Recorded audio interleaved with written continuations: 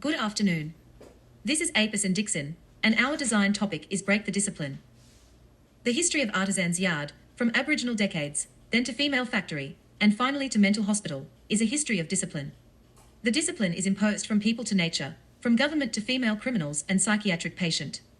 Humans lived here were regulated and educated to adapt to the environment. In this disciplined history, labour occupies an important position, such as planting and fabric production. The proposal of this revitalisation is to transfer the past disciplines on labour to a more modern approach. We decided to restore the significant role that fabric had played in this site. It once produced Australia's first exported linen. This icon of fabric productivity should not be forgotten. We hope that people nowadays could look back on the history of linen production here, in a more modern, experimental and relaxed way, of course. For example, a fabric workshop or studio where people could use the fabrics to make more creative artworks. This combination of productivity and creativity allows Artisan's Yard to be better integrated into the surrounding artistic district. Another point we picked up for the site is that this meadow was once used as a garden in the mental hospital for patients to care for plants. It works as a means of healing. The gardens in the gaps of the building have been designed as healing gardens, cooperating with trees, shrubs and flowers of different seasons. We take the history of the site and draw out the triple functions that the site needs to undertake. To tell a historical memory, to reinterpret the production process, and to create a place of healing.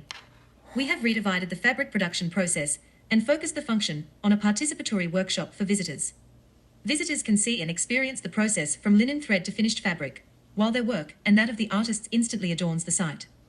We have placed this part of the experimental workshop, along with supporting artist studios, a colour lab, and a clothing store, in a renovated historic building. It is the process of using an old space to house a new function. And to tell the history of the site, we have reconstructed the three-story prison in a deconstructed way. It will enclose the historical exhibition space on the ground floor with sandstone and steel frame structure, while creating the textile art exhibition space on the first floor with transparent panels.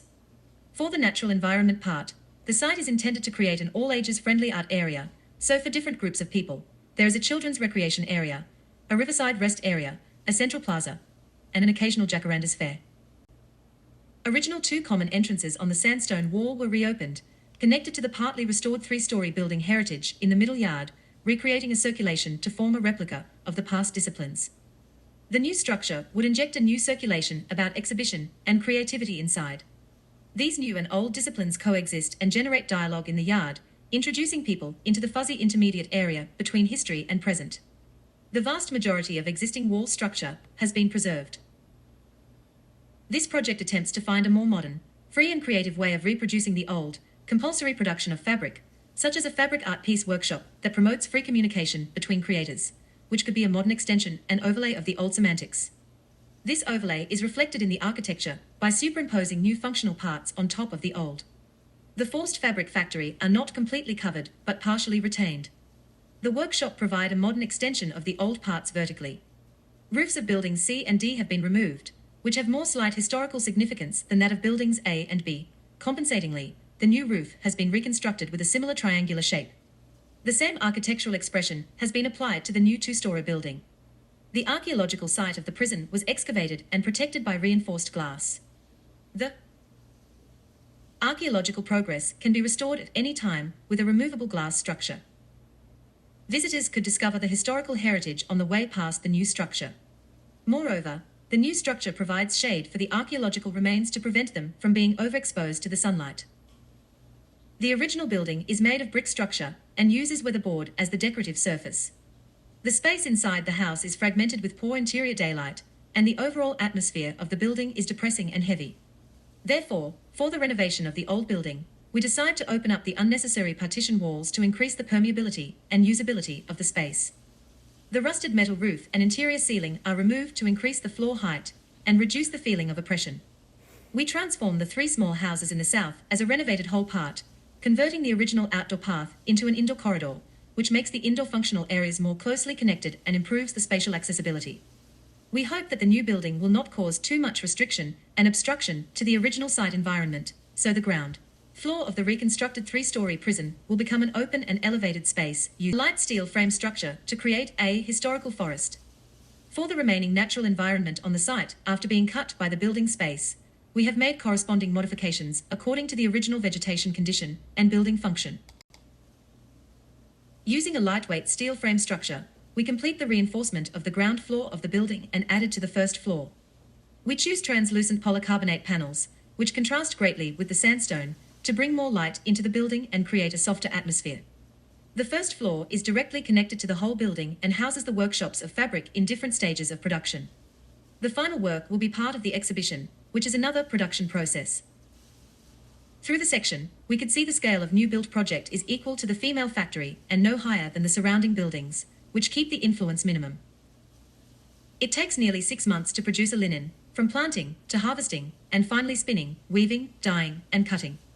We have selected 3 steps that are more participatory and educational: weaving, dyeing, and cutting, as the main content of the workshop, and families will experience the whole process with their children on the first floor. This is an open space for the public. For the ground floor, where there is less need for sunlight and a quieter area, we have placed an artist lab and storage space. Here they can experiment with different dyeing and printing methods and create new drawings and installations. The semi-finished products from the lab, the fabrics that need to be dried, will be hung in the public space in front. At the same time, the fabric itself becomes a spatial decoration. Much of the original mansardy wall of the ground floor has been retained. A network of columns from the ground elevates the first floor. In addition to the pitched roof and roof garden, the roof structure has an additional flashing skylight that brings light into the patio where the staircase is located. All unnecessary partition walls are removed from the interior space, and soft borders were used to divide the space. For example, the linen curtains produced by the workshop. It adds color vibrancy to the space. Building A, adjacent to the main entrance, is used as a visitor center, serving as an introduction and guide to the whole project, with an emergency medical room on the back. On the position of the original 3-story prison, the sandstone walls has been restored using the disused sandstone sections from the site. These facades, together with the new lightweight white structure, form a small souvenir shop. A gallery is located on the first floor, with beams running through it for hanging fabric artworks. The shop faces a sunken open space, surrounded by concrete and wooden benches. This could be a stage for assembly or performance. The structure of this building is a completely self-supporting light frame, connected to the other main building by a footbridge. The shape of the roof is in keeping with the original pitched roof, and an additional roof garden has been added in the middle, which is benefit for indoor cooling in direct sunlight. The facade, made of polycarbonate, could be blurred to introduce some light. The ruins of the foundations of the 3-story prison were excavated and covered with glass. The glass is supported by brass brackets and can be easily removed, which helps to resume archaeological progress at any time. All the pillars are positioned away from the sandstone walls of the site. The translucent polycarbonate facade is fixed to light iron supports and forms the small souvenir shop on the ground floor and the fabric museum on the first floor. As people pass through these lightweight structures, the different tactile sensations of the ground glass draw their attention to the heritage of the site beneath their feet. For the vegetation on the site, we keep most of them. The original trees on the site already provide enough shade, so we had only 2 new trees, jacarandas and lemon eucalyptus, to provide color and scent to enrich the visitor's visual and olfactory experience. The rest of the vegetation is no taller than a person's height, and by arranging them from low to high, they can serve as a visual introduction. In the most representative riverbank area, we remove some trees, set up a resting area on the slope according to the topography, and build a bridge connecting the park to the site. Next to the outdoor rest area of the cafe, a children's recreation area is set up to facilitate parental care.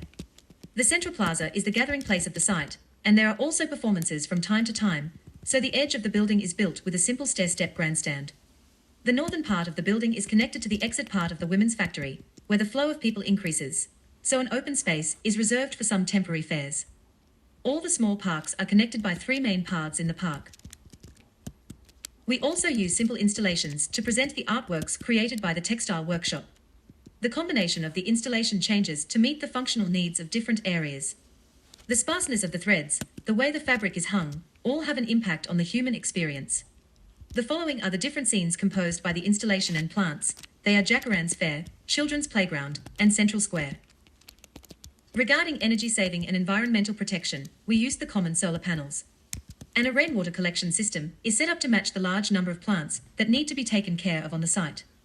It is worth mentioning that due to the special structure of the building material, we use the gaps between the PC panels for ventilation. The air circulation, the reflection of the metal roof, and the cooling effect of the green roof make the exhibition area not too hot even in summer.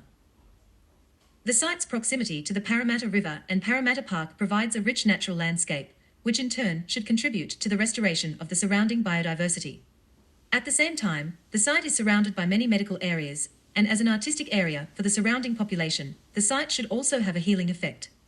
Combining the above 2 points, we select native ornamental plants and endangered species from the local plant database, and further select and match them according to the flowering period, so that the site has different flowers in bloom in all seasons.